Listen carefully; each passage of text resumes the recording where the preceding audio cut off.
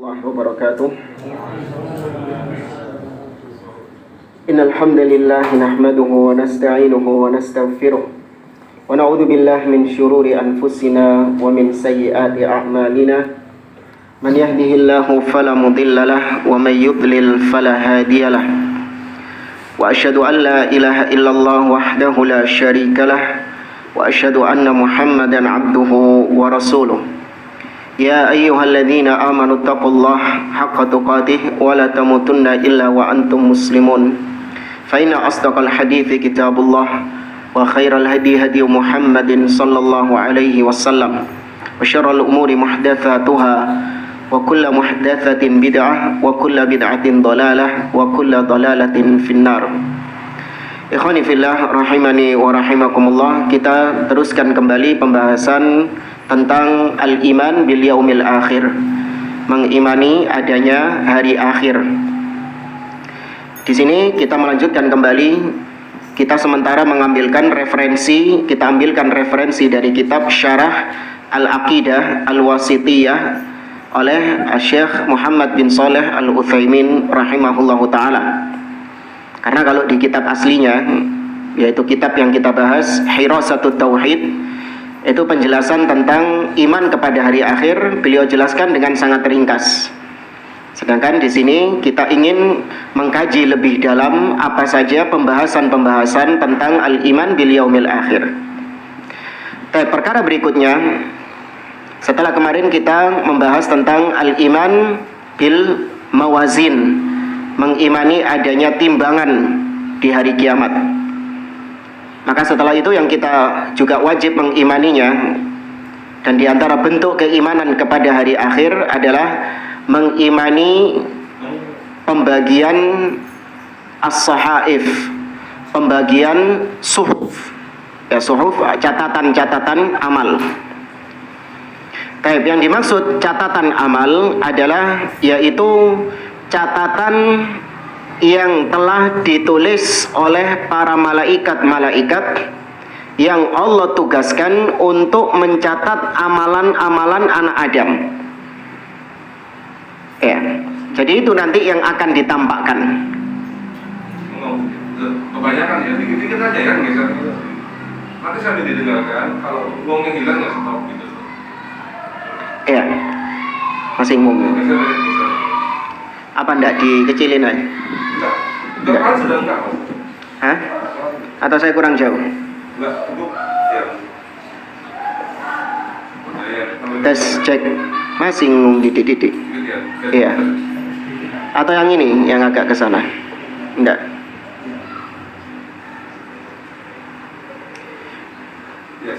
Baik.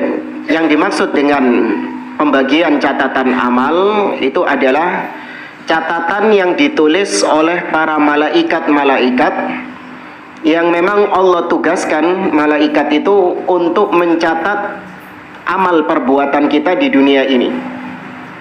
Kita tahu bahwa kita sekarang ini itu ada malaikat yang mengawasi kita, yang senantiasa mencatat apapun perbuatan kita, baik itu perbuatan yang buruk ataupun perbuatan yang baik, semua dicatat oleh malaikat-malaikat tersebut. Seperti di dalam surat Qaf, dalilnya Allah mengatakan ma yalfidhu min qaulin illa ladaihi raqibun atid. Tidaklah ada suatu ucapan yang terucap melainkan ada malaikat yang raqib dan atid. Raqib atid sudah kita jelaskan bukan nama malaikat, tapi raqib dan atid adalah sifat dari malaikat yang mencatat itu. Raqib senantiasa mengawasi, atid senantiasa mencatatnya. Dalil yang lain di surah Al-Infitar ayat yang ke-9, Allah mengatakan kalla bal tukadzibuna biddin. Sekali-kali tidak, mereka sungguh bahkan mereka telah mendustakan agama ini. Wa inna alaikum lahafidhin, dan sesungguhnya di antara kalian ada al-hafidhin, yaitu malaikat-malaikat yang senantiasa mengawasi. Kiraman katibin, Mereka adalah malaikat yang mulia, katibin, senantiasa mencatat, senantiasa menulis. Ya'lamuna ma taf'alun, mereka mengetahui apa yang kalian kerjakan. Ini dalil adanya malaikat-malaikat yang bertugas untuk mencatat amal perbuatan kita. Nah, nanti hasil catatannya itu yang akan ditampakkan kepada manusia di akhirat kelak. Nah, ini yang sedang kita bahas sekarang, pembagian catatan amal. Baik, dalil yang menunjukkan adanya pembagian catatan amal ini sangat banyak sekali. Seperti di dalam surat Al-Isra ayat yang ke-13 dan 14. Allah mengatakan wa kulla insanin alzamnahu ta'irahu fi 'unuqihi wa nukhriju lahu yawmal qiyamati kitaban yalqahu mansyura iqra kitabak kafa binafsikal yawma 'alaika hasiba. Kata Allah, dan semua manusia, wa kulla insanin, kami akan tetapkan dia, kami akan lazimkan dia di lehernya itu, kami akan tetapkan amalan-amalan perbuatannya. Ini ungkapan dari Allah ya. Maksudnya di leher itu, yaitu semua amalan manusia itu senantiasa menyertai manusia. Sebagaimana kalung yang ada di leher itu pasti akan dibawa sama manusia kemanapun dia pergi. Ya, Anda kalau punya sesuatu di leher, nah ini kayak saya punya ini di leher itu pernah saya cari itu. Mana ini kok hilang ini? Kabeh wong omah tak takoni gak ono sing weruh. Iya. Tiba-tiba ceket nang kene. Iya. Nah, itu Allah kiaskan catatan amal seperti sesuatu yang ada di leher. Karena memang catatan amal itu senantiasa menyertai kita. Tidak ada satu saat, satu waktu kita nggak dicatat, itu tidak ada. Ya, kecuali 3 perkara yang kita nggak dicatat. Kalau kita apa? Gila. Kalau kita gila, jauh tuh bilang. Iya, hilang ingatan misalnya, pikun, ya nggak mesti gila, ya, tapi gila masuk juga, tapi naudzubillah. Kemudian yang kedua, ketika tidur, ya, dan yang ketiga, ketika belum balik. Nah, ini sudah balik semua ini.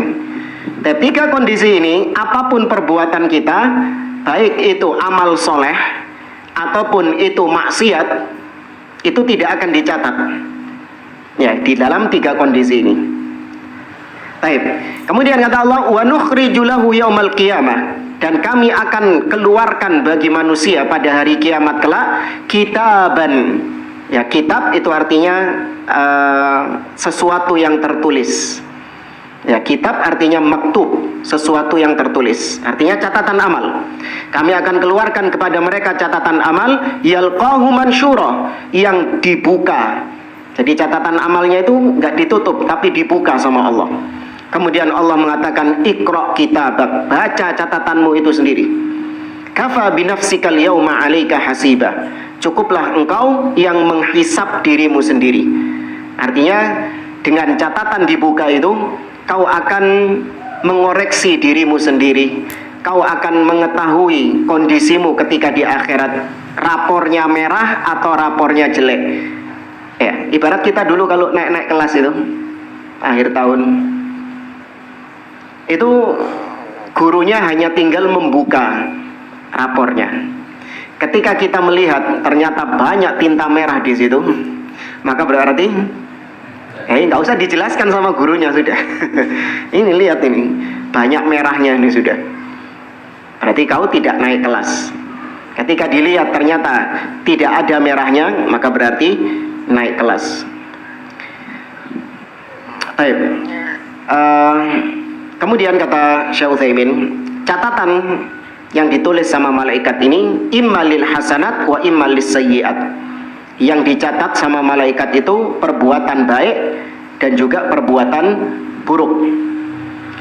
Dan yang dicatat dari perbuatan baik itu adalah amalan perbuatan baiknya dan juga niatan perbuatan baiknya.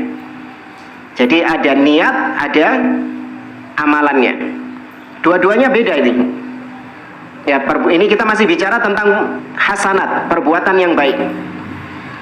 Maka yang dicatat sama malaikat adalah actionnya dari perbuatan baik tersebut, amalannya, realisasinya, dan juga yang dicatat apanya? Niatnya. Adapun amalannya dicatat, maka nampak sekali orang berbuat kebaikan, sholat, bersedekah, ya, kemudian dia membaca Al-Quran, berzikir, ini jelas dicatat. Nah, adapun niat, kata beliau, fa innahu yuktab lahu, maka niat ini juga dicatat. Lakin yuktab lahu ajrun niyah faqat kamilan, tapi yang dicatat cuman niatnya saja. Ya, yang dicatat cuman niatnya saja. Tapi kalau dia melaksanakan apa yang dia niatkan, maka berarti dia dapat 2, pahala niat dan pahala melakukannya. Ya. Maka ini yang belum poligami misalnya itu niat dulu. Ya, dengan niat itu sudah iya, sudah tercatat. Karena kata beliau, dia akan mendapatkan pahala dengan pahala yang sempurna, niatnya yang sempurna.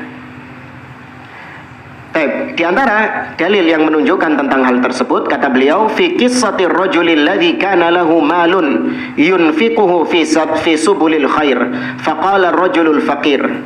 Jadi ada kisah, ada seorang sahabat itu yang dia berduit, punya harta. Dan dengan duitnya itu, dengan hartanya itu, dia rajin berinfak. Ya, mungkin bantu orang miskin, ngasih makan orang miskin, bantu anak yatim misalnya, atau bangun masjid dan yang lainnya dengan hartanya itu. Maka ada seorang sahabat yang fakir, seorang sahabat yang miskin, dia mengatakan, lau anna indi malan la amiltu fihi bi amali fulan. Coba nih aku duit, coba kalau aku punya fulus, aku akan beramal seperti yang diamalkan sama fulan yang kaya raya itu. Ada sahabat yang itu, berarti dia ini sedang apa? Mengamalkan atau niat? Niat. Dia hanya niat. Maka kata Nabi SAW, fahuwa biniyatihi fa ajruhuma sawa. Maka dia dengan niatnya itu, niatnya ya, awas, dengan niatnya itu pahalanya sama dengan niatnya orang yang kaya tadi. Jadi dari sisi niat, baik yang kaya ataupun yang miskin, pahalanya apa? Sama. Tapi dari sisi amalan tentu berbeda. Yang kaya dia melakukan amalan-amalan, sedangkan yang miskin dia tidak melakukan amal tersebut. Dari sisi itu bedanya. Wa yadullu ala annahuma laisa sawa fil ajri min haitsul amal anna fuqara al-muhajirin lamma atau ila Nabi sallallahu alaihi wasallam wa qalu. Dan di antara dalil yang menunjukkan bahwa pahala mereka enggak sama dari sisi amal. Tadi yang sama dari sisi apa? Niat.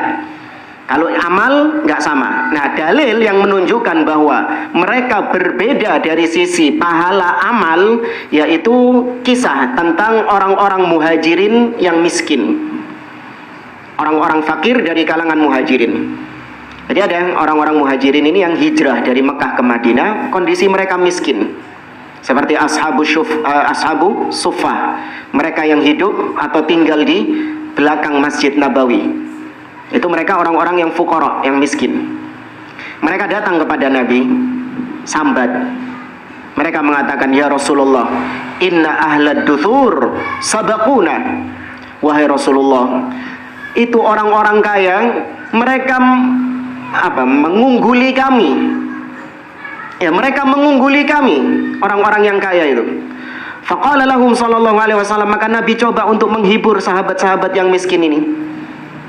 Mereka kata Nabi sallallahu alaihi wasallam, tusabbihuna wa tuhammiduna wa tukabbiruna dubura kulli salatin 33. Kata Nabi, kalian bertasbih, kalian bertahmid, ucapkan subhanallah, ucapkan alhamdulillah, dan kalian bertakbir, ucapkan Allahu Akbar di setiap selesai sholat sebanyak 33 kali, maka itu juga pahalanya sedekah. Paham? Itu juga berpahala seperti pahala sedekah. Jadi kalian bisa mengungguli orang-orang kaya itu. Orang kaya bisa bersedekah, orang kaya bisa membantu orang miskin. Kalian nggak bisa karena nggak punya uang. Tapi kalian bisa menyamai pahala mereka. Dengan cara apa? Kalian banyak berzikir kepada Allah. Falamma sami'al aghniya bidzalik fa'alu mithlahu. Nah, ternyata ketika orang-orang kaya yo krungu dengar hadis tadi, mereka mengerjakan juga zikir itu. Waduh. Ini para sahabat berlomba-lomba. Berlomba-lomba, mereka nggak mau kalah ngelihat sahabatnya seperti ini. Mereka pingin untuk mengungguli ibadahnya itu para sahabat. Ya, maka ketika orang-orang kaya dengar hadis tadi, mereka mengamalkan juga. Faraja al-fuqara yashkuna ila Nabi sallallahu alaihi wasallam. Maka orang-orang miskin tadi balik kepada Nabi sambat lagi. Ya Rasulullah, ngomong sugene wis seru. Gimana kita bisa mengungguli mereka? Maka Nabi mengatakan, "Dzalika fadlullahi yu'tihi man yasha." Itulah karunia Allah. Allah berikan kepada siapapun yang Allah kehendaki. Wis selesai. Ya. Allah memberikan karunia kepada siapapun yang Allah kehendaki. Fulan diberi harta, dengan hartanya itu dia bisa bersedekah. Ya, tapi belum tentu orang miskin ini nggak bisa mengungguli orang kaya. Ketika dia bersabar dengan kondisi miskinnya, maka itu juga pahala di sisi Allah. Bisa mengungguli orang-orang kaya itu. Kalau memang orang kayanya nggak bersyukur kepada Allah. Ya, makanya kalau disuruh milih, lebih pilih mana sampean? Belum. Belum ngasih pilihan sudah jawab langsung. Apa pilihannya? Apa jawabannya? Kaya bersyukur, ya. Gak ada masalah. Ya, tidak ada masalah. Yang penting harus terrealisasikan ya. Benar-benar bersyukur kepada Allah. Ya. Tapi dua-duanya itu sama-sama mulia. Tapi di hadis ini Nabi tidak mengatakan kepada orang miskin tadi, "Oh tenang, kalian itu tetap sama seperti mereka. Kalian tetap pahalanya sama seperti mereka." Enggak, Nabi mengatakan, "Dzalika fadlullahi yu'tihi may yasha." Itu karunia Allah sudah. Allah yang ngasih, ya sudah kalian terima. Wali'annahu wal adl farajulun lam ya'mal la yakunu kalladhi amila lakin yakunu mithluhu fi ajrin niyyati faqat. Dan ini memang adil. Beginilah keadilan. Orang yang beramal tentu nggak sama pahalanya dengan orang yang tidak beramal. Itu adil. Meskipun niatnya, dari sisi niatnya pahalanya sama, oke. Tapi kalau dari sisi yang mengamalkan, maka beda antara yang mengamalkan dengan yang tidak mengamalkan. Wa ammal ham fayanqasimu ila qismain. Nah, di sini beliau membahas tentang alham. Alham artinya angan-angan, cita-cita. Maka ini niat, masuk dalam niat. Tapi niat yang dicita-citakan atau angan-angan yang diinginkan sama dia. Kalau alham itu adalah apa yang akan terjadi di masa yang akan datang. Ya. Sedangkan al-hazn apa yang sudah terjadi di masa lalu. Makanya kita diajarkan untuk berlindung dari dua hal ini. Dalam artian jangan sampai dua hal ini membinasakan seseorang. Kita diajarkan doa oleh Nabi SAW, Allahumma inni a'udzubika minal hammi wal hazan. Ya Allah, aku berlindung kepadamu dari alham, yaitu kekhawatiran dengan apa yang terjadi di masa yang akan datang. Dan aku berlindung kepadamu dari al-hazan, dan kepikiran dengan apa yang sudah terjadi di masa lalu. Iya. Kita ini kadang kepikiran, kok menimangan opo yo. Nanti kalau saya sudah pensiun, gimana nasib saya ya? Nah, ini apa? Ham atau hazan? Ham. Apa yang terjadi di masa yang akan datang. Adapun hazan adalah sedih dengan apa yang sudah berlalu. Iya, murungono aku gak ngene yo. Murungono aku ngene yo. Tahu gitu anak gak nikah sama dia ya. Tahu gitu aku nikah sama dia. Ini termasuk al-hazn, sedih dengan apa yang sudah berlalu. Ini yang sedang dibahas adalah alham, yaitu angan-angan cita-cita seseorang. Maka terbagi menjadi dua. An yahumma bisyai' wa yaf'al ma yaqdiru alaihi minhu thumma yuhalu bainahu wa baina ikmalihi. Kondisi yang pertama yaitu dia berangan-angan untuk melakukan sesuatu amalan, maksudnya dia berangan-angan untuk melakukan suatu amalan dan dia berusaha untuk melakukan amalan tersebut, tapi ternyata ada yang menghalangi, ada yang menghalangi sehingga dia nggak kesampaian melakukan amalan tersebut. Apa contoh yang sering terjadi ini? Haji. Apa itu? Hujan. Ya, bisa jadi hujan. Ya, seorang ingin untuk misalnya hadir ke pengajian, ya, ingin duduk di majelis ilmu, cuman karena hujan, ya, dia sudah berusaha, mungkin cari jas hujan, atau mungkin intinya dia sudah berusaha untuk mencapai tujuannya itu, tapi ternyata tetap terhalangi gara-gara hujan itu. Dia dengar info mungkin di jalan ini banjir, di jalan ini macet, ya, dan yang lainnya, terus badai, angin, maka dia nggak jadi karena ada yang menghalangi. Tapi dia sudah apa? Berniat dan bukan. Ada apa tadi? Gak cuma niat saja, ada apa? Ada usaha. Ada usaha, tidak cuma niat saja, tapi ada usaha menuju ke sana. Fahadha yuktab lahul ajr kamilan. Ya, sama seperti haji tadi ya, yang sering terjadi. Orang sudah berusaha untuk berangkat haji, sudah nabung, sudah daftar, sudah nunggu antrian, ya, tapi ternyata ketika mau berangkat corona. Iya, sahih jamaah. Dia sudah berusaha, ternyata corona, atau mungkin meninggal, atau mungkin sakit, ya, dan lain sebagainya. Tapi bagaimana pahalanya dia? Fahada yuktab lahul ajru kamilan. Maka orang seperti ini dicatat pahala sempurna, pahala niat dan pahala amal. Dicatat pahala yang sempurna, pahala niat sekaligus pahala amalannya. Kenapa demikian? Ini berdasarkan firman Allah dalam surah An-Nisa ayat yang 100. Allah mengatakan, wa may yakhruj min baitihi muhajiran ilallahi wa rasulihi thumma yudrikul maut faqad waqa'a ajruhu 'ala Allah. Barang siapa yang keluar dari rumahnya muhajiran ilallah, dalam rangka untuk berhijrah kepada Allah dan Rasulnya, namun di tengah jalan yudrikul maut, dia kedatangan kematian, maka kata Allah, faqad waqa'a ajruhu 'ala Allah, maka pahalanya tetap di sisi Allah Subhanahu wa taala sebagaimana dia sudah sampai di tempat tujuan hijrahnya. Ya, padahal dia kalau dilihat secara hakikatnya sudah nyampe tujuan hijrah enggak? Belum. Ya, tapi dia sudah ada usaha di situ dan niatnya dia sudah pasang niat, saya berhijrah ini untuk Allah Subhanahu wa taala. Ini contoh kasus hijrah. Ya, kalau kita tarik ke kasus-kasus yang lain, maka sama, haji, ya, atau mau taklim tadi, mau datang ke pengajian, atau mau sodaqoh, atau mau apapun itu, mau poligami gitu kan?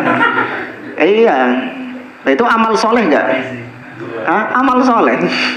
Dia sudah berusaha, dia pelajari tentang bab poligami. Iya. Kemudian dia sudah berusaha mengedukasi istrinya, iya kan? Dia sudah banyak usaha-usaha yang sudah dia tempuh, ya. Namun ternyata ada yang menghalangi dia. Ya, apa yang menghalangi dia kira-kira? Bukan, gak nemu calon nih sama. Iya. Sudah cari, ini fulanah ini kayaknya mau ini jadi istri kedua, ditekani, gak mau dia jadi istri kedua. Waduh, telek manyo ki rondo koyo gelem iki didatangi gak gelem pisan itu. Sudah usaha dia datang ke sini, ya udah nggak nemu, maka dia sudah mendapatkan pahala niat dan pahala amalan. Ya, ini kalau dengar perempuan jadi senjata ini nanti. Nggak apa-apa wis bang, sampean cita-cita saja bang, kan pahalanya sama itu. Baik. Wa hadhihi busyra li talabatil ilm. Kata Syekh Utsaimin, ini kabar gembira bagi para penuntut ilmu. Idza nawal insan annahu yatlubul ilma wa huwa yuridu an yanfa'an nasa bi'ilmihi wa yadhubbu an sunnatir rasul sallallahu alaihi wasallam wa yunshiru dinallahi fil ard thumma lam yaqdir lahu dhalik bi an mata mathalan wa huwa fi talabihi fa innahu yuktab lahu ajrun ma nawahu wa sa'a ilaihi. Kata beliau, ini kabar gembira bagi para penuntut-penuntut ilmu. Kalau dia meniatkan, seorang penuntut ilmu dia niatkan dalam dirinya, dia belajar ilmu agama supaya untuk mengangkat kebodohan dari dirinya. Ini niat kita belajar yang pertama, untuk mengangkat kejahilan dari dalam diri kita. Kita dulu. Iya, jangan terus niat belajar tujuannya untuk supaya bisa ceramah. Lu enggak. Niat belajar agama untuk apa dulu? Untuk diri sendiri dulu. Kemudian niat kedua untuk memberi manfaat kepada orang lain, minimal kepada keluarga kita, ya, atau untuk membela agama Allah, membela sunnah Nabi Sallallahu Alaihi Wasallam di atas muka bumi ini. Sudah pasang niat seperti ini, sudah berusaha dia, namun ternyata enggak kesampaian. Ya, ada orang anak misalnya dia pingin mondok, ya, cuman ternyata dia sudah niat, sudah berusaha, namun ternyata qadarullah ibunya sakit-sakitan dan dia anak tunggal, ya, mau nggak mau dia harus menemani merawat ibunya. Ini yang lebih wajib, birrul walidain. Padahal dia sudah pasang niat untuk ingin belajar agama misalnya, dan ada kasus-kasus seperti itu. Sudah keterima di Madinah, sudah keterima di Madinah, tinggal berangkat saja, namun orang tuanya, bapaknya meninggal, hanya tinggal ibunya saja dan dia seorang diri. Maka ditinggalkan itu kuliah di Madinah itu. Padahal itu cita-cita semua thalib. Ya. Maka yang seperti ini dia tetap mendapatkan pahala sempurna. Sama seperti orang teman-temannya yang sudah belajar di Madinah itu, sama juga pahalanya. Bahkan dia dapat ekstra pahala karena apa? Birrul walidainnya.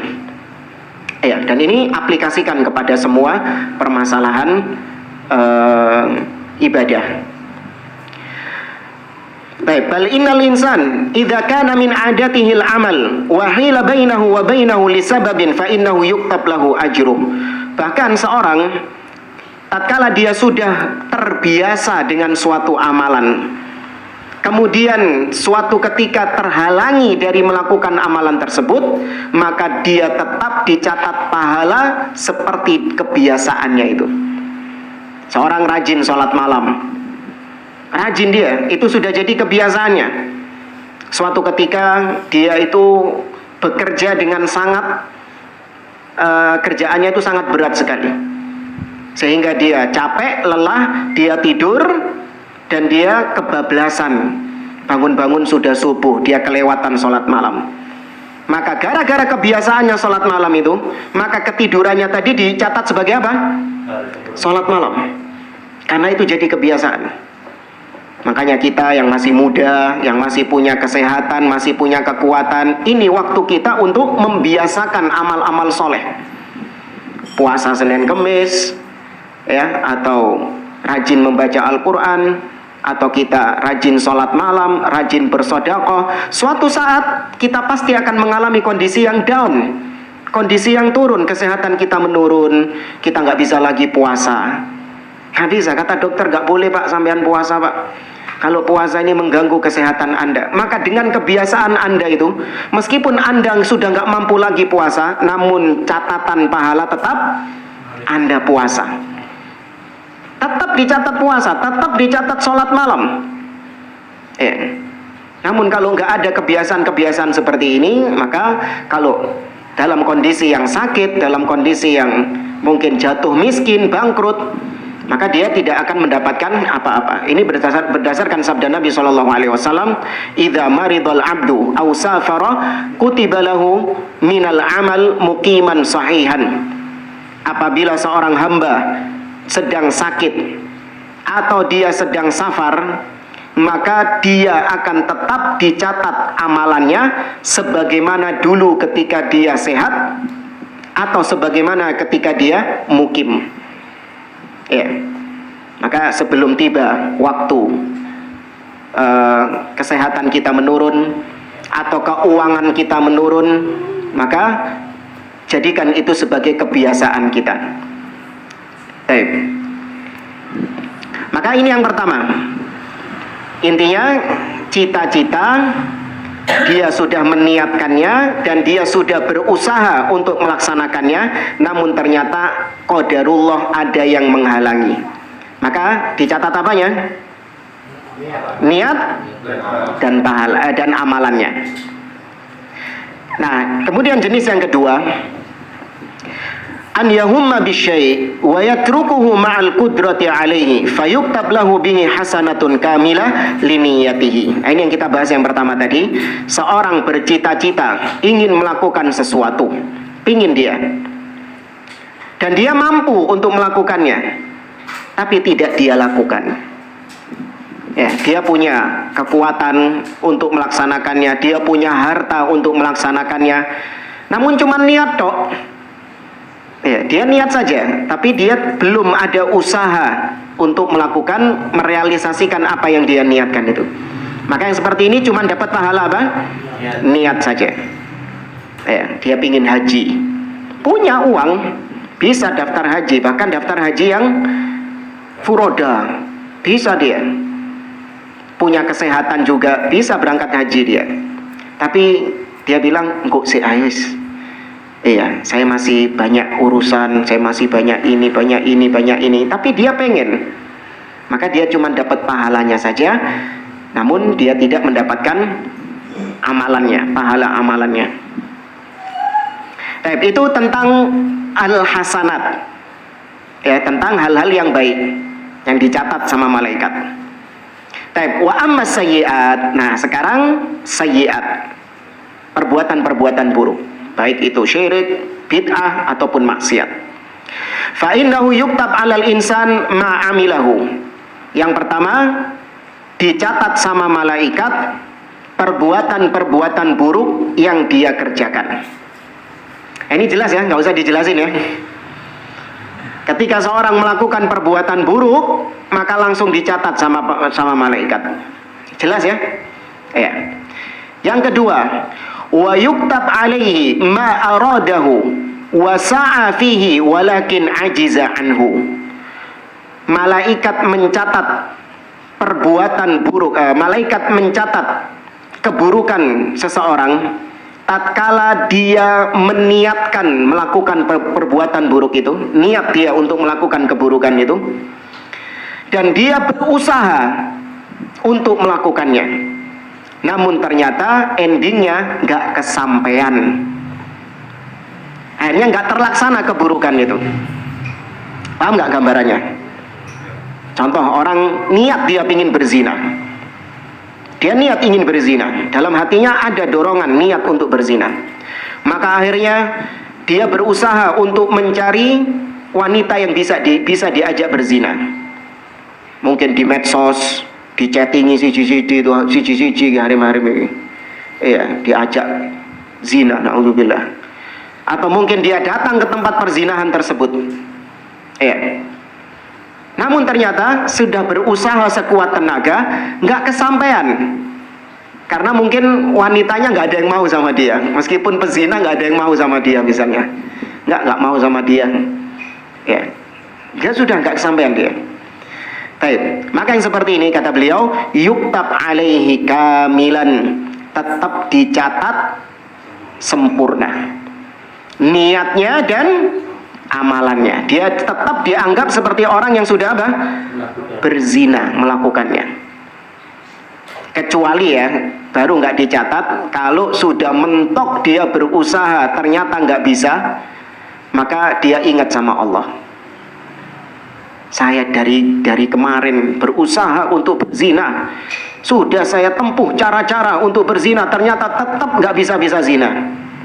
Maka saya sadar mungkin ini adalah petunjuk atau hidayah Allah masih sayang sama saya, sehingga semua pintu-pintu perzinahan ini ditutup sama Allah.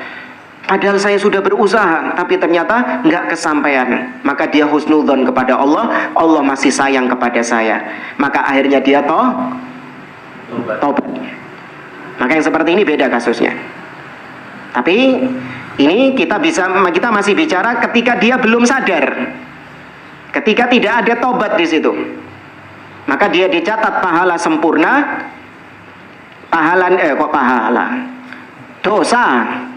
Iya, dia dicatat dosa yang sempurna, dosa niat dan dosa perbuatan. Nah, ini berdasarkan hadis Nabi SAW. Nabi mengatakan, "Idzal taqal muslimani bisayfayhima fal qatilu wal maqtulu finnar." Kata Nabi, apabila ada dua orang muslim, ya, apabila berjumpa dua orang muslim dengan kedua pedangnya, artinya apa? Caro gegeran niki. Dua orang muslim ini berjumpa dengan kedua pedangnya, maka pembunuh dan yang terbunuh sama-sama di mana? Di neraka. Kata para sahabat, "Ya Rasulullah, al-qatil, hadal qatil, wahai Rasulullah, iya, yang pembunuhnya memang masuk neraka, kita terima itu. Wa ma balul maqtul, tapi yang terbunuh kok melok mlebu neraka pisan?" Ya, kata para sahabat, "Hadzal qatil fama balul maqtul, kok yang terbunuh masuk neraka juga?" Maka kata Nabi SAW, "Li'annahu kana harisan ala qatli sahibi." Iya, yang terbunuh juga masuk neraka karena dia itu juga usaha untuk membunuh lawannya. Niat dia sudah membunuh, ingin membunuh lawannya itu, dan dia sudah berusaha. Buktinya pegang apa dia? Pegang pedangnya. Tapi kedisian. Ada halangan. Iya, kedisian nambah sing musuh iki. Maka yang terbunuh juga di mana? Di neraka juga. Ini yang menunjukkan bahwa meskipun dia nggak kesampaian membunuh, tapi ada niat dan ada usaha. Maka dicatat sama malaikat ini, orang ini juga pembunuh. Nah, kemudian yang ketiga, yang dicatat oleh para malaikat dari amal perbuatan yang jelek adalah wa yuktab alaihi ma nawahu wa tamannahu. Dicatat oleh para malaikat niat seseorang untuk melakukan kejelekan, akan tetapi kejelekan tersebut tidak dia kerjakan dan dia nggak ada usaha. Ya, kadang terbitik dalam pikiran kita ingin melakukan perbuatan yang haram, perbuatan yang dilarang sama Allah Azza wa Jalla. Tapi ya sudah, sekadar keinginan saja, tapi nggak ada usaha di situ. Ya, tidak ada usaha untuk menggapainya. Maka yang seperti ini tetap dicatat, awas. Tapi cuma apanya yang dicatat? Niatnya saja. Yang dicatat cuma niatnya saja. Iya, tetap dicatat dosa niatnya itu. Tentu berbeda dengan yang level kedua tadi dan level yang pertama. Berbeda. Di antara dalil yang menunjukkan hal ini adalah tadi hadis yang kita sebutkan, orang miskin yang sambat kepada Nabi SAW. Kemudian kata Nabi, fahuwa biniyatihi fawizruhuma sawa. Dia dengan niatnya itu sama dengan yang melakukannya. Artinya niatnya sama dengan yang melakukannya. Tapi di sini ada perbedaan, yaitu seorang yang dia diberi kemiskinan atau seorang yang dijadikan miskin, dia itu berangan-angan ingin melakukan perbuatan maksiat, perbuatan dosa, tapi dia sadar diri bahwa dia miskin, sehingga yang menghalangi dia untuk melakukan maksiat itu apa? Kemiskinannya atau kekuatan kelemahannya. Tapi dia pengen dalam hatinya, coba kalau saya punya uang ya, saya akan melakukan ini dan ini. Maksiat. Maka dengan niatnya itu dia sudah dicatat sama malaikat. Cuman apa yang dicatat? Niatnya saja. Karena dia nggak ada usaha. Sadar diri dia kalau dia miskin. Sadar diri kalau dia itu lemah. Ya. Ada orang misalnya punya penyakit apa? Impoten misalnya. Ya. Dan dia ingin berzina. Maka dia mengatakan, coba saya nggak impoten, saya berzina sama fulan. Maka dia tetap dicatat. Apa yang dicatat? Niatnya saja. Baik.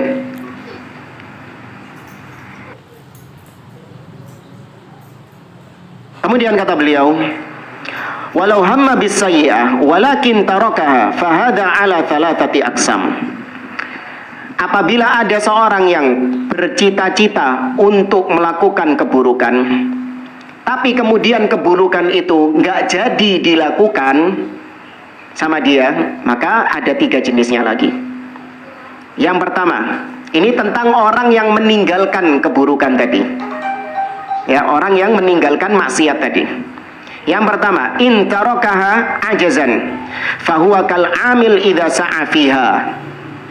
Dia meninggalkannya karena dia sadar kalau dia nggak mampu, karena miskin atau karena sakit misalnya. Maka dia dicatat seperti orang yang mengerjakannya kalau dia berusaha.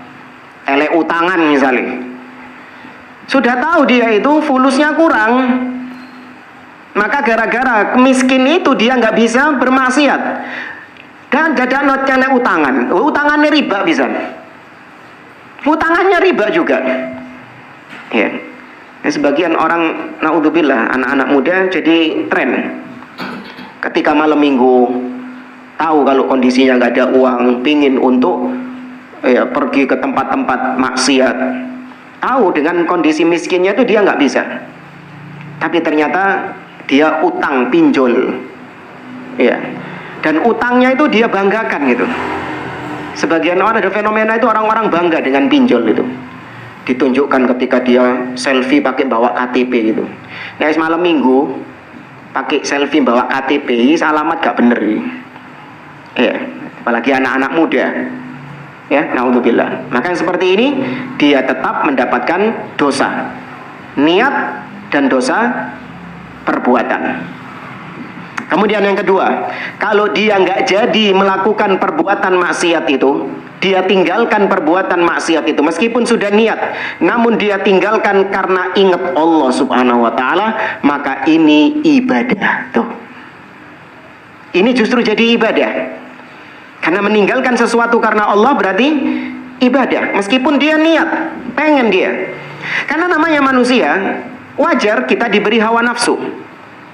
Wajar ngelihat misalnya ada seorang wanita yang cantik luar biasa, maka sebagai laki-laki yang punya syahwat terbetik niatan, saya pingin sama fulanah itu, ya. Namun dia sadar bahwa itu perbuatan haram, perbuatan dosa, maka dia tinggalkan.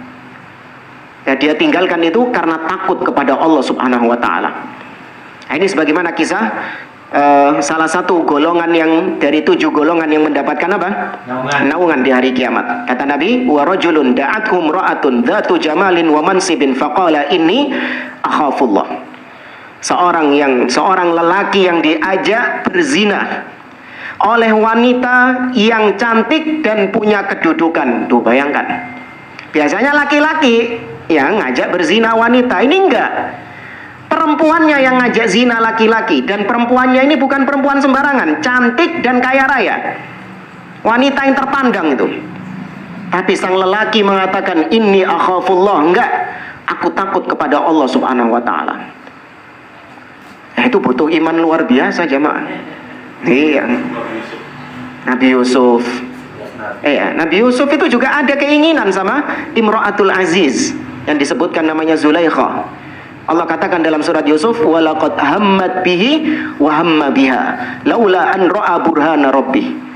Dan wanita itu, Zulaikha itu ingin sama Yusuf. Wa hamma biha, dan Yusuf pun juga ada niatan dengan dia. Laula an ra'a burhana rabbi, seandainya Allah tidak memberikan petunjuk kepada Yusuf, tadi itu. Tapi Allah menyelamatkan Yusuf, karena namanya Nabi itu dijaga sama Allah Azza wa Jalla. Tapi Yusuf manusia biasa enggak? Manusia biasa, diberi syahwat. Ya. Maka kita berdoa jangan sampai kita mendapati kondisi seperti yang disebutin di hadits tadi, jamaah. Waduh, sekali sok wis. Iya, kita harus suudzon sama iman kita, jamaah. Jangan husnudzon sama iman kita ini, jangan. Suudzon sama iman kita, nggak apa-apa. Dan bahkan wajib suudzon sama iman kita. Jangan husnudzon. Ya, Nabi SAW ketika berbicara tentang hadits Dajjal, ya, kata Nabi, man sami'a bi khurujid Dajjal falyan'a anhu mastata'. Barang siapa yang mendengar Dajjal sudah keluar, maka hendaklah dia pergi semampu dia.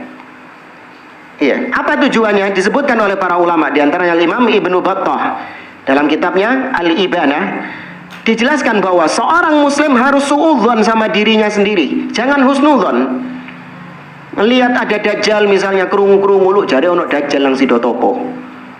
Dajjal ke sidotopo enggak? Iya. Dajjal ke sidotopo mampir nanti, jangan khawatir. Sahih, kecuali di mana Dajjal gak mampir? Mekah dan Madinah. Itu sidotopo sak mampir-mampir ya Dajjal. Tapi ketika mendengar ada Dajjal muncul, maka pergi, menjauh. Jangan malah kepedean. Oh tenang, saya sudah belajar akidah yang sahihah setiap Jumat di rumahnya Pak Hasan. Masya Allah. Iya. Mana Dajjal itu tadi? Maka kata Nabi, ada seorang mukmin, yahsabu annahu mu'min, dia mengira bahwa imannya kuat. Ya, kemudian tatkala berhadapan dengan Dajjal, enggak lama kemudian yatba'uhu lima yara minasyubuhat. Enggak lama kemudian dia jadi pengikutnya Dajjal karena kena syubhatnya Dajjal. Nah, sama dengan tadi wanita itu. Suudzon sama diri kita. Kita tahu iman kita lemah, maka kita berdoa jangan sampai kita dihadapkan dengan kondisi seperti itu. Nggak jamin, jamaah. Anda bayangkan sendiri, Anda lewat di sini, tahu-tahu ada seorang perempuan cantik mengajak Anda di rumahnya. Perempuan cantik, kaya raya, mengajak Anda, nggak ada siapa-siapa di rumah. Ya, ini berat, tangan ini mengatakan ini akhafullah, berat. Kalaupun gitu sampai di rumah nyesel dia. Eman mang. Iya, jarang-jarang loh. Bahkan gak pernah dalam hidupku saya diawe-awe sama fulanah, ini gak pernah dalam hidupku seperti itu. Ya. Maka jangan sampai menemukan kondisi seperti itu. Kalau kita gak bisa, kita mengharap supaya gak sampai kondisi seperti itu, jangan malah nyari. Datang ke tempat perzinahan, datang ke tempat-tempat yang memang di situ terbuka peluang untuk terjadi perzinahan. Jangan malah didatangi. Apa? Nguji iman katanya. Datang ke tempat-tempat maksiat katanya apa? Menguji iman gitu. Ya, babak belur imanmu.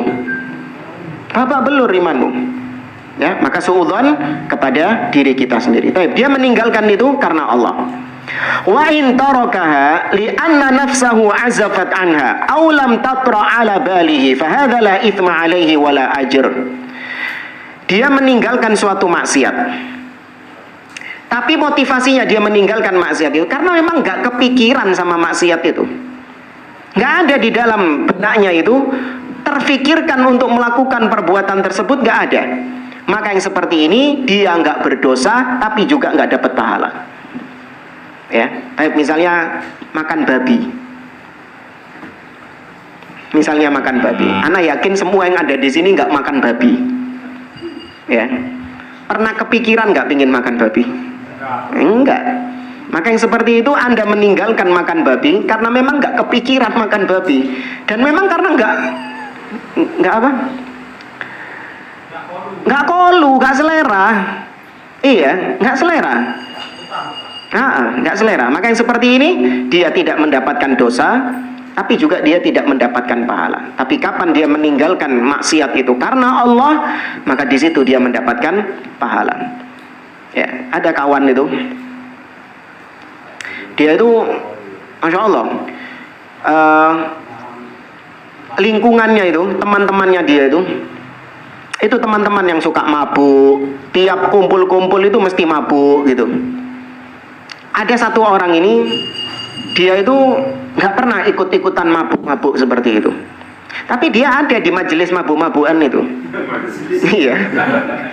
Dia ada di majelis mabuk-mabukan itu. Ketika ditanya sama orang-orang, kamu kenapa kok nggak ikut mabuk-mabukan sama dia? Dia bilang, saya nggak suka sama rasanya khamr itu. Memang dia nggak suka gitu loh. Rasanya itu kata dia pahit, terus kemudian panas. Iya, dia pernah ngincip, dia bilang, saya pernah ngincip sekali, sekali kutok gak doyan wis. Panas, kemudian sampai di rumah itu kepala pusing. Nggak bisa tidur, gelisah. Sejak itu wis kapok dia wis, nggak suka karena motivasinya apa? Nggak suka. Bukan karena Allah subhanahu wa ta'ala. Maka yang seperti ini dia nggak dapat dosa, tapi dia juga tidak mendapatkan pahala. Dan tapi dikhawatirkan suatu saat kalau ada jenis khamr yang enak, minum dia. Iya, iki seje iki. Iki seje ambek sing wingi iki gitu. Iki rada enakan iki gitu. Hanya minum dia, enggak. Maka jadikan semua maksiat itu kita tinggalkan karena Allah, agar menjadi ibadah, bernilai pahala di sisi Allah Azza wa Jalla. Kemudian kata beliau, Allah membalas kebaikan dengan berlipat-lipat. Itu catatan-catatan kebaikan itu. Jangan dianggap ketika kita mengamalkan satu kebaikan maka catatannya juga satu juga, enggak. Tapi bobotnya itu dicatat berapa? 10 kali lipat sampai ila sab'i mi'ati dhi'fin, sampai 700 kali lipat, sampai ila ad'afin katsira, sampai berlipat-lipat. Kalau catatan kebaikan. Tapi kalau catatan dosa, maka tidaklah dicatat kecuali sama seperti perbuatan dosanya itu. Satu ya dicatat satu, dua ya dicatat dua. Tidak ada namanya dilipat gandakan. Ya, Ustaz, bagaimana dengan pernyataan sebagian orang atau sebagian ulama yang mengatakan bahwa dosa yang dikerjakan di waktu-waktu yang dimuliakan seperti bulan Ramadan atau bulan-bulan haram, katanya pahalanya dilipat gandakan. Pahala dilipat gandakan, tapi dosa juga dilipat gandakan. Maka dijawab bahwa bukan dosanya yang dilipat gandakan, tapi dia itu melakukan dosanya dua. Orang berzina di bulan Ramadan misalnya, maka dosanya dua. Apa? Yang pertama dosa zinanya, yang kedua dosa dia menodai kesucian bulan Ramadan itu.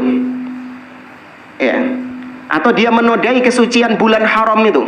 Bulan Rajab, Dzulqa'dah, Dzulhijjah dan Muharram. Ya, tapi kalau bobot dosanya satu ya satu, dua ya dua. Ya, Allah mengatakan dalam surah Al-An'am ayat 160, "Man jaa'a bil hasanati falahu asyru amsalha, wa man jaa'a bis sayyi'ati fala yujza illa mithlaha wa hum la yudlamun." Barang siapa yang datang membawa kebaikan-kebaikan, maka dia mendapatkan 10 kali lipat kebaikan tersebut. Dan barang siapa datang membawa kejelekan-kejelekan, maka tidaklah dia dibalas kecuali seperti kejelekan itu. Sama. Wahum la yudlamun, dan mereka tidak dizalimi.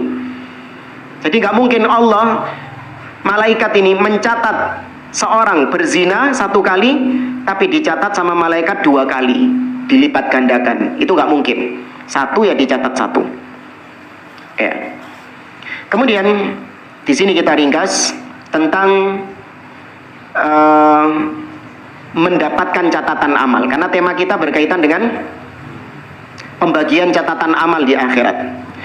Ada yang mendapatkan catatan amal dengan tangan kanan, Dan ada yang mendapatkan catatan amal dengan tangan kiri, dan ada yang mendapatkannya dari balik punggung. Ya, kata Allah dalam surah misalnya, فَأَمَّا مَنْ أُوتِيَ كِتَابَهُ بِيَمِينِهِ فَسَوْفَ يُحَاسَبُ حِسَابًا يَسِيرًا. Al-insyiqaq, na'am. Adapun yang mendapatkan catatan amal dengan tangan kanannya, berarti di sini ditetapkan ada yang mendapatkan menerima catatan amal dengan tangan kanan. Wa amma man utiya kitabahu wara'a dhahri. Dan adapun yang mendapatkan catatan amal dari balik punggungnya, berarti ada yang di balik punggung. Sedangkan di surah Al-Haqqah Allah mengatakan wa amma man utiya kitabahu bishimali fayaqulu ya laitani lam uta kitabiyah wa lam adri ma hisabiyah, dan seterusnya. Dan adapun yang mendapatkan catatan amal dengan tangan kirinya. Berarti ada berapa tadi? 3. Tangan kanan, tangan kiri, tekomburi dari belakang. Kata para ulama sebenarnya cuma 2 saja. Ya, sebenarnya cuma 2 saja, yaitu dengan tangan kanan dan tangan kiri. Tapi yang tangan kiri ini cara mendapatkannya adalah dengan dari belakang, dari balik pundaknya, tapi tetap dengan tangan kiri. Kenapa demikian? Karena dahulu ketika di dunia mereka membelakangi agama Allah Subhanahu wa taala. Mereka membuang kitab Allah ke arah belakang. Artinya apa? Enggak mau peduli dengan agama ini. Paham kinayahnya? Perumpamaannya paham dari Allah? Ya, ketika di dunia ini orang-orang yang mendapatkan catatan dari balik punggung, dulu ketika di dunia mereka membuang agama Allah ke arah belakang mereka, gak direken gitu. Iya. Iya, berpaling dari agama Allah Subhanahu wa taala. Seakan-akan mereka ini membuang kitabullah ke arah belakang. Enggak mau peduli dengan agama Allah Subhanahu wa taala. Falyauma nansakum kama nasu liqa'a yaumikum hadza. Di hari ini kata Allah, kami meninggalkan kalian sebagaimana dahulu kalian ketika di dunia meninggalkannya. Ya, maka ini di sini berlaku hukum al-jaza min jinsil amal, balasan sesuai dengan perbuatan. Maka karena di dunia mereka membelakangi agama Allah, maka di akhirat mereka juga mendapatkan catatan amal dengan tangan kiri dan dari belakang.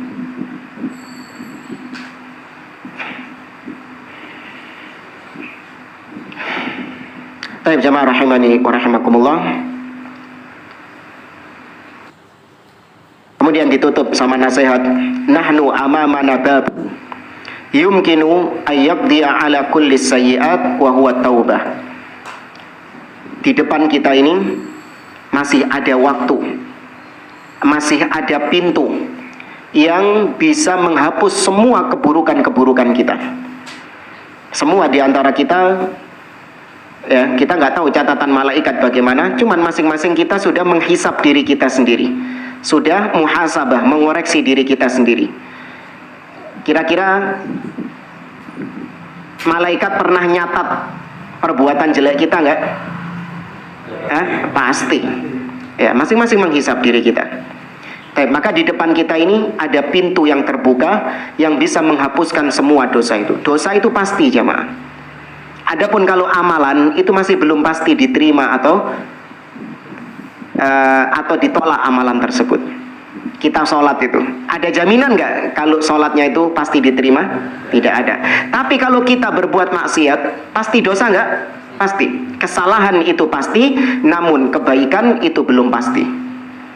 Ya, makanya ada bantahan kepada orang-orang yang suka anti sama jilbab. Ini salah satu contoh saja. Pernah dengar nggak orang-orang mengatakan yang jilbaban itu belum tentu baik? Ya kan? Yang jilbaban itu belum tentu baik. Tuh ada tetangga saya jilbaban, jahatnya luar biasa. Jilbabnya lebar, tapi mulutnya juga lebar. Ya, suka mencaci, suka menghibah, suka memfitnah. Ya, mending kita nggak jilbaban, tapi hatinya baik.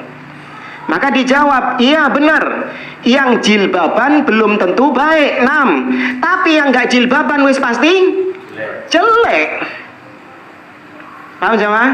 Ya. Ini aplikasikan sama semua syariat. Yang sholat belum tentu baik. Ada kayak gitu.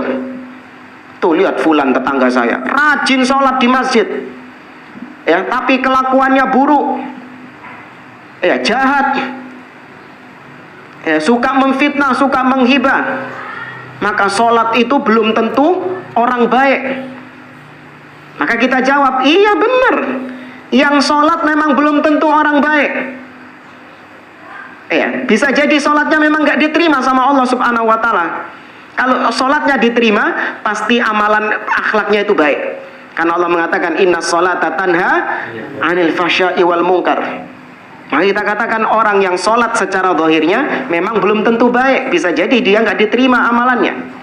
Tapi yang nggak sholat wis pasti jelek. Maka di hadapan kita ada pintu yang terbuka, yang bisa menghapuskan semua, menggugurkan semua dosa-dosa kita, wa huwa taubah, yaitu pintu tobat. Wa idza tabal 'abdu ilallah, apabila seorang hamba bertobat kepada Allah, mahma 'azuma dzanbuhu, meskipun dosanya itu besar sekali, bahkan syirik kepada Allah Subhanahu wa taala, fa innallaha yatubu 'alaihi, Allah pasti akan menerima tobatnya selama syarat tobatnya terpenuhi. Awas. Apa syarat tobat? Ikhlas. Terus. Tuh.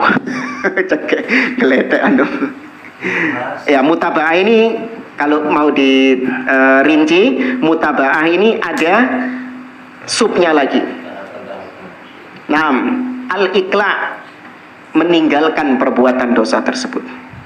Kemudian an-nadam, menyesali perbuatan dosanya itu. Kemudian yang ketiga, al-azam, bertekad untuk tidak kembali ke perbuatan dosa tersebut. Dan yang keempat, 5 berarti ya, karena yang pertama ikhlas tadi. Yang kelima, dilakukan di waktu yang masih terbuka pintu tobat, yaitu sebelum terbitnya matahari dari arah barat dan sebelum nyawa sampai kerongkongan. Itu syarat tobat. Maka Allah pasti menerima tobatnya. Wa hatta law taqarrara dzanbu minhu, meskipun dosanya itu terulang kembali di kemudian hari. Tahu nggak jemaah? Ada orang nih, dia berzina, kemudian tobat dengan tobatan nasuha. Tobat dia ini. Kemudian tahun depannya dia jatuh dalam zina lagi. Dia jatuh dalam, padahal dia sudah apa sebelumnya? Sudah tobat. Dia jatuh dalam zina lagi. Maka zina yang pertama itu diampuni nggak sudah sama Allah? Sudah diampuni. Kalau tobatnya nasuha. Nah, baru membuka lembaran dosa baru. Zina yang kedua ini itu membuka lembaran dosa baru. Maka butuh tobat lagi. Maka hati-hati dengan tipu daya syaitan. Syaitan mengatakan percuma kau tobat sekarang, nggak jamin kau nanti bisa menjaga dirimu dari perbuatan itu. Mungkin nanti tahun depan, bulan depan kau jatuh ke perbuatan yang sama. Maka mending tobatnya kapan kata syaitan? Tunggu tua. Iya, besok-besok saja tunggu tua. Sekarang masih muda, masih sehat, ya, nikmati hidupmu. Santai saja, woles. Nanti kalau sudah tua, sudah miskin, sudah sakit-sakitan, baru tobat. Allah menerima tobatnya kok. Ya. Daripada kau sekarang tobat, nanti maksiat lagi, nanti tobat lagi, nanti maksiat lagi, tobat lagi, kau itu membuat mainan tobat nanti. Nah, kita jawab, kalau masing-masing tobatnya itu nasuha, tak apa-apa. Tapi kalau tobatnya nggak nasuha, ini yang jadi masalah. Apa itu? Merencanakan dia sudah. Kapopo zina, kok tobat. Nah, nanti habis tobat, nggak apa-apa zina lagi gitu. Nah, berarti dia zinanya sudah apa? Direncanakan sama dia. Berarti gugur syarat tobat. Apa syarat tobat tadi itu? Tidak mengulangi, bertekad dia, punya tekad kuat untuk nggak kembali lagi. Nah, kalau dia sudah merencanakan nanti suatu saat saya tobat lagi, maka berarti bukan tobat nasuha. Nggak diterima tobatnya. Ya, maka tobat kepada Allah Subhanahu wa taala. Baik, hada wallahu a'lam bishawab. Mungkin ini yang bisa kita sampaikan. Insyaallah pada pertemuan berikutnya kita akan membahas tentang al-hisab. Ya, Allah akan melakukan hisab. yaitu disidang sama Allah. Allah tampakkan amalan-amalan tersebut dan Allah cecar dia dengan pertanyaan-pertanyaan. Hal amilta kada wa kada, apakah kau melakukan ini dan ini? Apakah ada yang kau ingkari dari catatan amalmu itu? Apakah malaikat-malaikatku itu mencatat dengan catatan yang salah? Apakah ada yang keberatan dengan catatan amalan itu? Itu disidang sama Allah Subhanahu wa taala, bainahu wa bainallah wa laisa lahu turjuman. Berdua-duaan dengan Allah tanpa ada penerjemah, enggak ada lawyer jemaah. Enggak ada pengacara. Disidang berduaan dengan Allah. Baik, ini insyaallah kita lanjutkan pada pertemuan berikutnya. Wallahu a'lam bishawab. Aku lu qouli hada. Ada yang bertanya? Nah. Tadi 5 saja. Al-Ikhlas, Al-Hamdal, Al-Iqla. Ikhla. Iya. Pakai ain. Al-Iqla. Ya, Al-Iqla artinya Al-Ikhlas, meninggalkan semua dosanya. Azam, Al-Nadam, menyesal. yang terakhir apa? Al-Azam, Al-Azam. bertekad kuat. Yang terakhir dilakukan di waktu masih dibukanya taubat. Ada istilah itu. Sampai ada batas. Kalau yang berhubungan dengan Iya, kalau berhubungan dengan manusia itu, yaitu sebenarnya masuk al-iqla. Dia meninggalkan perbuatannya itu, dan diantara bentuk dia meninggalkan perbuatannya itu adalah dengan dia mengembalikan hak kepada orang yang diambil haknya, atau minta dihalalkan. Ya, kalau itu berkaitan dengan orang lain. Tapi kalau berkaitan dengan Allah, maka dia tinggalkan secara total. Jangan cuman meninggalkan secara sedikit-sedikit. Kemudian para ulama khilaf, apakah tobat nasuha itu syaratnya adalah dia wajib meninggalkan semua dosa atau cuma satu jenis dosanya saja. Itu ada khilaf di antara para ulama. Contoh, ada orang yang dia itu mengumpulkan berbagai macam dosa. Zina, ya, kemudian khomer, riba, mencuri, berdusta, ya, dan dosa-dosa lain. Dia mengumpulkan banyak perbuatan dosa. Maka ketika dia tobat, apakah wajib dia bertobat dari semua dosa itu? Ya tentu wajib. Enggak, maksudnya apakah tobatnya itu baru diterima jadi tobat nasuha kalau dia sudah bertobat dari semua dosanya itu? Atau kalau dia cuma tobat satu jenis dosanya saja sudah diterima? Paham maksudnya? Ya, ini ada khilaf di antara para ulama, tapi wallahu a'lam yang rajih, ketika seorang dia bertobat dari satu jenis dosa dengan tobat yang nasuha, maka dosa yang dia tobati itu diampuni sama Allah. Adapun dosa-dosa lain yang dia belum tobat, maka masih tetap ada catatan dosanya. Ya, dia sudah tobat dari zina, zina tok yang dia tobat, tapi ribanya jalan terus, khomernya jalan terus, maka untuk yang zina ini sudah ditutup, sudah tobat dia. Tapi yang khomer, yang riba ini masih terus catatannya itu, masih ada catatannya itu. Nah, Allahu a'lam. Yang lain? Ya. Mau tanya di masalah Rebo Wekasan itu apa? Rebo Wekasan. Iya, yang ditampilkan di TV. Gimana itu, Pak? Ya, di TV sering acara Rebo Wekasan. Enggak, maksudnya apa yang dilakukan di Rebo Wekasan ini? Ya, karena kan apa artinya Rebo Wekasan itu? Waduh, saya juga istilah Jawa ya. Iya. Ada yang tahu apa maksudnya? Tahu yang menjelaskan apa itu? Acara apa? Enggak tahu. Tidak tahu di TV ada acara Rebo Wekasan. Iya. Enggak, maksudnya amalan apa, Pak? Melakukan apa maksudnya? Amalan apa itu? Lah, enggak, dia Iya, bapaknya ini nanya juga, penasaran. Mendekati puasa. Heeh. Mendekati puasa. Ngapain? Dalam satu bulan itu ada hari yang Wekasan.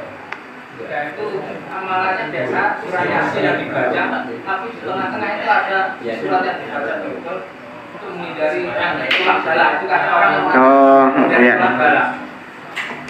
Ya, berarti itu masuk dalam mengkhususkan suatu ibadah yang tidak dikhususkan waktunya oleh Allah dan Rasulnya. Maka jatuhnya bid'ah di dalam agama.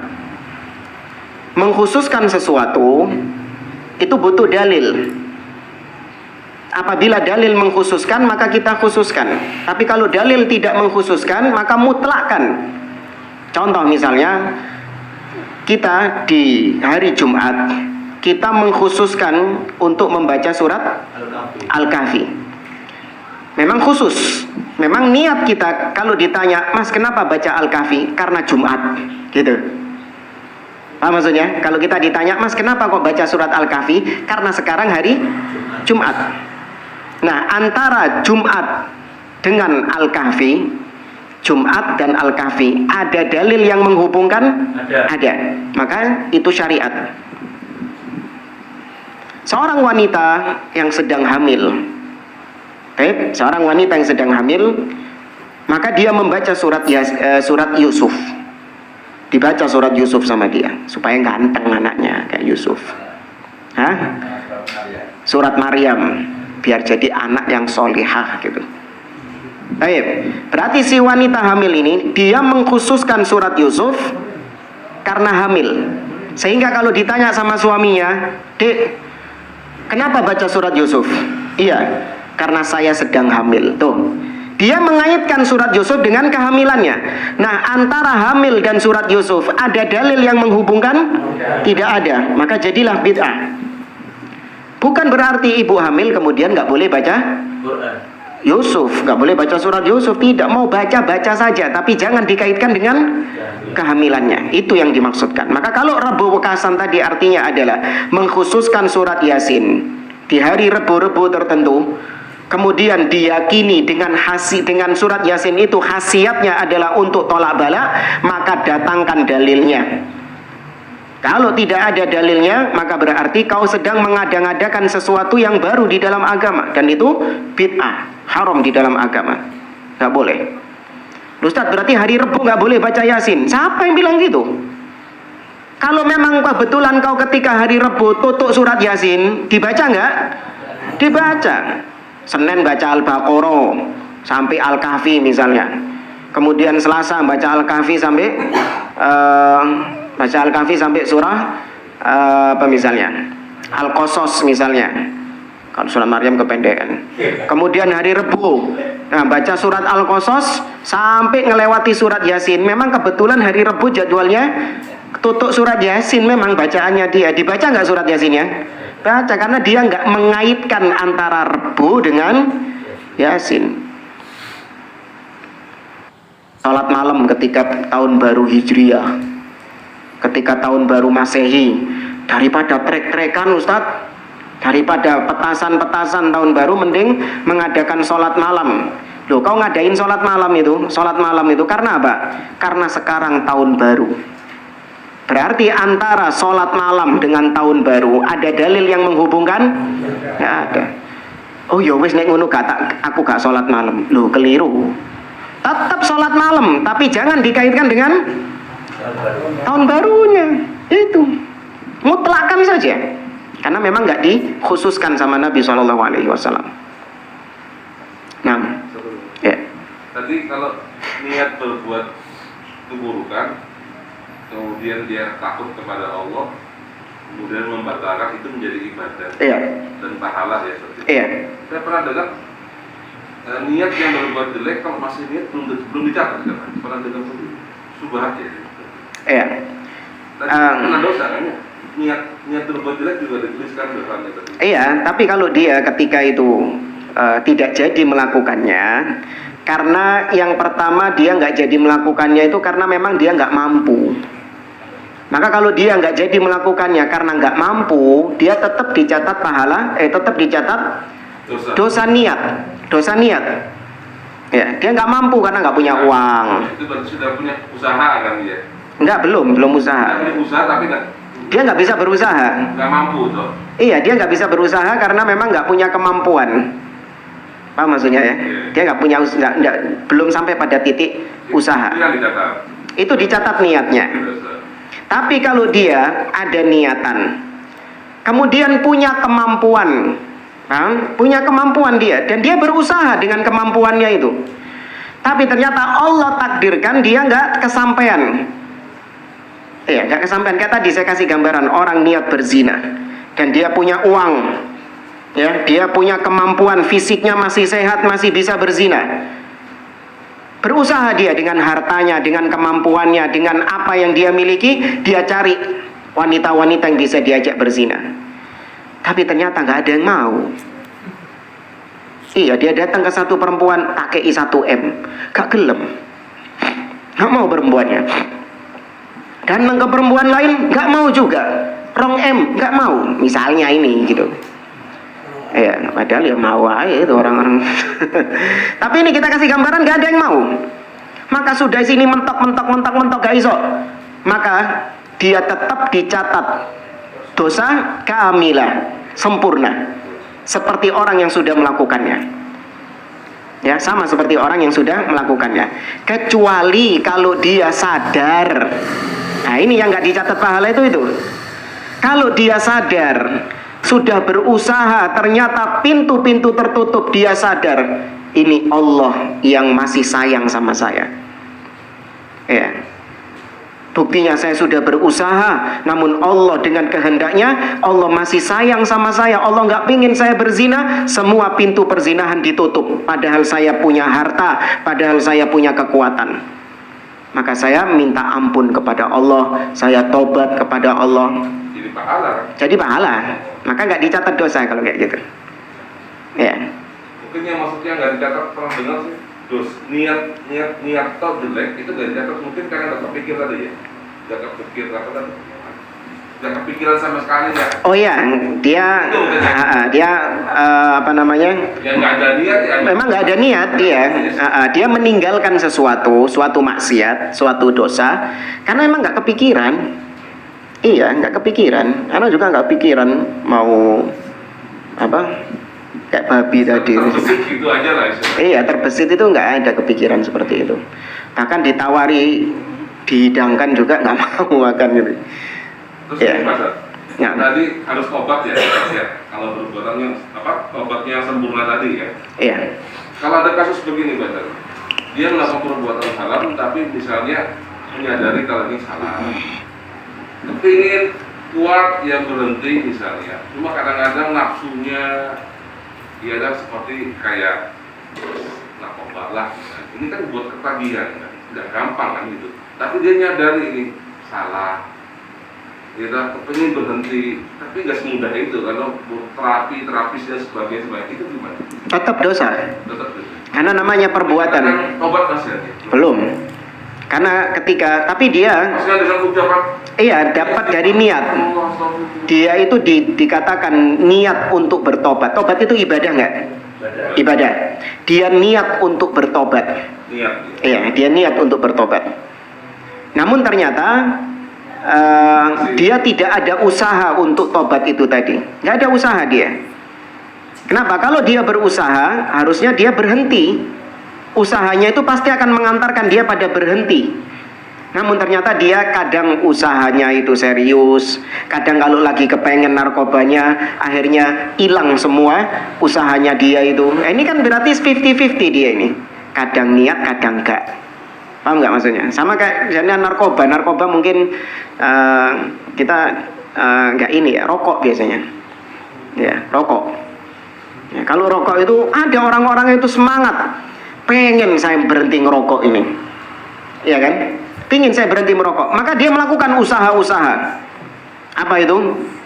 Sangu permen, Masya Allah. Sangu permen misalnya, tangan permen ini. Seandainya dia tetap istiqomah dengan usahanya itu, mandek gak dia? Mandek. Tapi ternyata gitu, kadang semangat, kadang down, lundur, kendor semangatnya. Ngelihat orang jedul gitu, enak ya, akhirnya kepengen beli lagi gitu.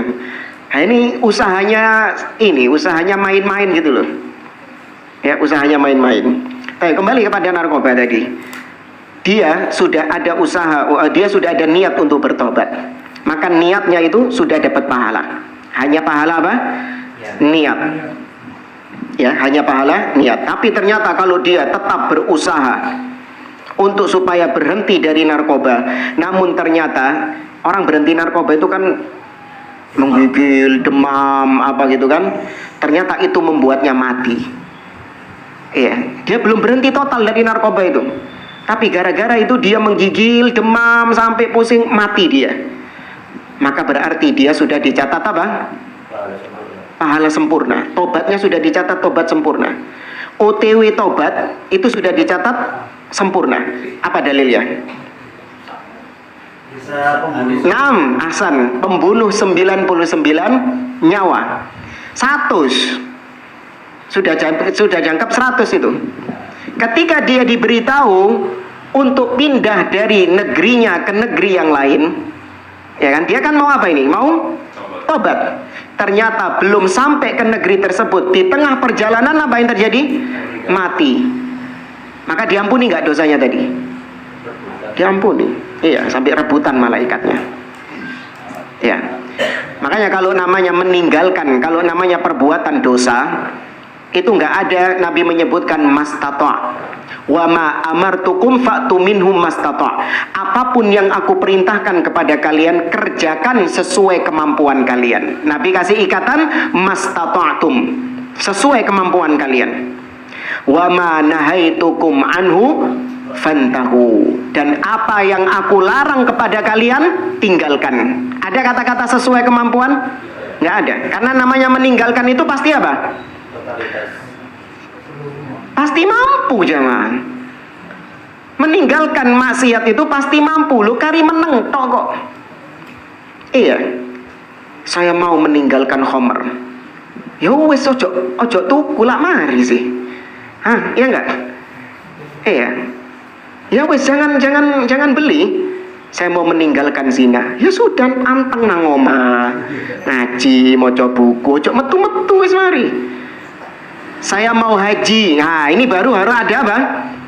Ada usaha. Kalau maksiat nggak ada sudah. Nabi tidak mempersyaratkan tinggalkan semampu kalian. Enggak. Tinggalkan. Ya, baik. Wallahu a'lam. Yang pembunuh 100 tadi Pak Ustaz, Iya. tobatnya diterima pada dia 0 ya? Iya, tobatnya 100 jiwa itu yang dia bunuh itu diampuni sama Allah. Zalimnya terhadap pembunuh orang nggak ada kisos. Iya, kalau masalah kisos nanti ada di kontoro. Iya, ada di kontoro. Ini kita bicara masalah hisab, maka tobatnya diterima sama Allah. Dan juga nanti disebutkan oleh Syekh Utsaimin juga tentang kontoro, kisos yang terjadi di akhirat kelak. Secara asal orang kalau sudah tobat karena dia membunuh orang atau dia melukai orang, dia tentu nggak bisa minta maaf kepada orang yang dia bunuh tersebut. Namun dengan amal-amal solehnya yang banyak, dengan pahalanya yang banyak, Allah bisa menjadikan orang yang terbunuh tadi dengan ridho dengan si pembunuh tadi. Allah bisa menjadikannya dengan dia diberi pahala yang banyak oleh Allah, diberi nikmat yang besar oleh Allah Subhanahu wa taala untuk meridhoi orang yang sudah mendoliminya tadi. Itu bisa. Ya, tapi tetap namanya ada kisos itu untuk menunjukkan keadilan Allah Subhanahu wa taala. Atau kalaupun terjadi tukar menukar antara dosa dan pahala. Ya kan? Orang yang orang yang dolim itu pahalanya diambil sama orang yang dia dolimi. Ya kan? Harusnya berkurang kan? Tapi karena Allah cinta dengan hamba ini, dia sudah bertobat dari perbuatan dolimnya tersebut, Allah jadikan pahalanya banyak. Sehingga meskipun sudah diambil sama orang yang ia dolimi ini, maka pahalanya tetap banyak. Karena tadi namanya pahala itu dilipat gandakan sama Allah Azza wa Jalla. Ya, tapi meskipun demikian jangan kepedean mendolimi orang. Iya, dengan pede, pahalaku akeh kok. Iya, gak apa-apa, kon tak gepuk saiki. Nanti tak kasih pahalaku, tidak apa-apa, PPN, akeh kok stokku. Iya, terlalu husnudon pede. Iya kalau diterima, iya kan? Ternyata nggak diterima semuanya. Tuh jamaah, saya kira ini wallahu a'lam bishawab. Insyaallah kita lanjutkan di pertemuan-pertemuan yang akan datang. Aku qouli hada wa sallallahu ala nabiyyina Muhammad wa ala alihi wa sahbihi ajma'in. Wassalamualaikum warahmatullahi wabarakatuh.